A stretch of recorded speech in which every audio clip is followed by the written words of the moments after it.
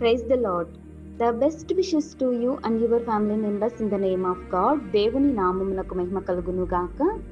దేవుని నామం పేరిట మీకును మీ కుటుంబ సభ్యులందరికీ శుభాభివందనములు. ఈరోజు దేవుని వాగ్దానము, టుడే గాడ్స్ ప్రామిస్.